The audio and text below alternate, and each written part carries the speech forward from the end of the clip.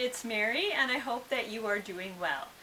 We're here today for our third December book review, and the book today is The Invention of Sophie Carter by Samantha Hastings. Sophie and Mariah Carter are identical twins. Their parents die soon after they are born, and they go to live with their father's friend, Captain Trenton, and his wife. After they have a child of their own and Captain Trenton is away at sea, Mrs. Trenton sends the girls off to live with the Ellis family. The Ellis family have two daughters of their own, and basically Sophie and Mariah are there to take care of the children and to help Mr. Ellis in his clock repair business. So usually Mariah helps with the children and the care of the house. Sophie helps with the clock repair. And Sophie loves mechanical things. She gets so good at mechanics and clock repair that she basically does all the repair. But what she really wants is to move to London to be an inventor. Sophie decides to write to their Aunt Sophia, their mother's sister, for help. And what they ask is that they can come live with her while they are getting established in London. Aunt Sophia writes back that she only has room for one of them. Sophia has no desire to abandon her sister Mariah. So they come up with a plan. They'll both pretend to be Sophie. That way they can both live with Aunt Sophia and no one will be any wiser. And Sophie, in her spare time, can look for a job and a place for them to stay. As you can imagine, some interesting situations arise from their posing as one person, especially when it comes to the young men they befriend. How is it all resolved? You'll have to read to find out, but I guarantee it's an engaging read. So what are some other similar books? I did this a little differently this time. I chose books that were either set in the Victorian era, which is the era that this book takes place in, or set in the Regency era, which is the era just before these books. Authors that you might know from the Victorian era are Charles Dickens and Charlotte Bronte. An author you might know from the Regency period is Jane Austen. So the first one I have is Clockwork Angel by Cassandra Clare, and it's the first book in the Infernal Devices series. Tessa Gray crosses the ocean to find her brother in Victorian England. After Tessa is kidnapped by the Dark Sisters, who are part of a secret organization, she learns that she is a downworlder, and she learns that she has a rare ability. The ability to transform into whoever she wants to be at will. And the Magister, the leader of that secret organization, wants to take her abilities as his own. Finding herself hunted, Tessa takes refuge with the Shadow Hunters of London, who will help her find her brother if she uses her abilities to help them. She becomes fascinated by two friends, James, who has a deadly secret, and Will, whose caustic humor puts everybody at a distance. As their search draws them into a plot to destroy the Shadow Hunters, Tessa realizes that she may have to choose between finding her brother or helping the Shadow Hunters save the world. The Agency, The Body at the Tower by Y.S. Lee, which is the second in the Agency series.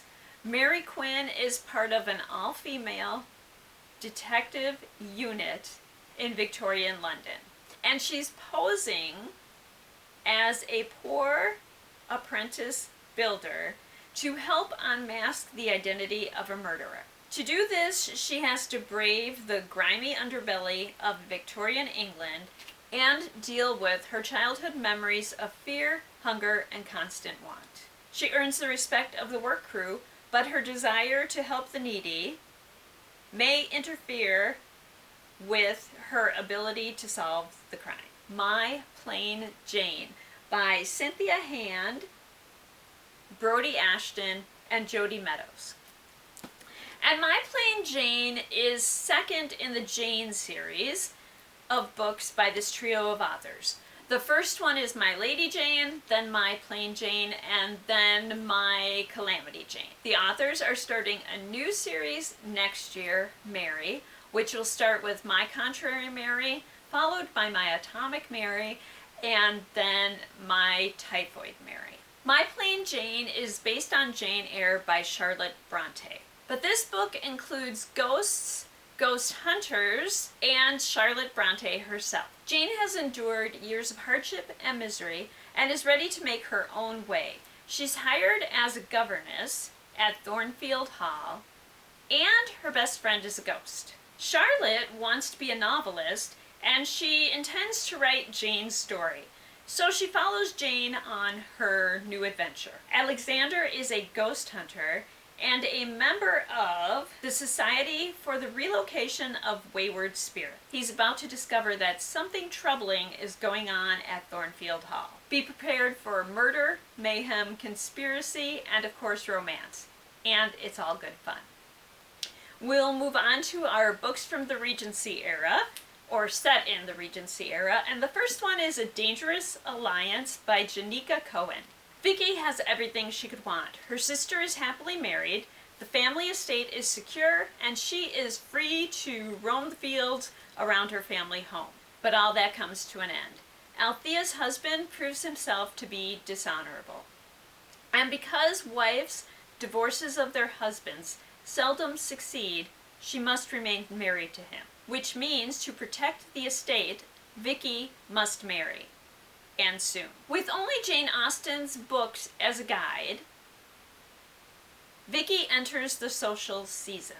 She must discover if Mr. Carmichael is indeed a scoundrel, if her friend, the very handsome Tom, is after her heart or her dowry, all while fighting off the attentions of Mr. Silby. And she must discover the cause of the mysterious accidents that follow her around and make it safely to her wedding day. Our final Regency era book is the debut novel of Jane Austen herself, Sense and Sensibility. And we have the annotated version at the library, which includes notes and photos of things from that period. So I highly recommend this version. Sense and Sensibility is the story of two sisters, Eleanor, who is guided by her head, and Marianne, who is guided by her heart. At the beginning of the story, their father dies, and their estate and most of all their belongings is inherited by their half-brother. So they need to find a new place to live. Because of their personalities, Eleanor is given the task of finding a new home and budgeting the expenses of herself, her sister Marianne, their mother, and their younger sister.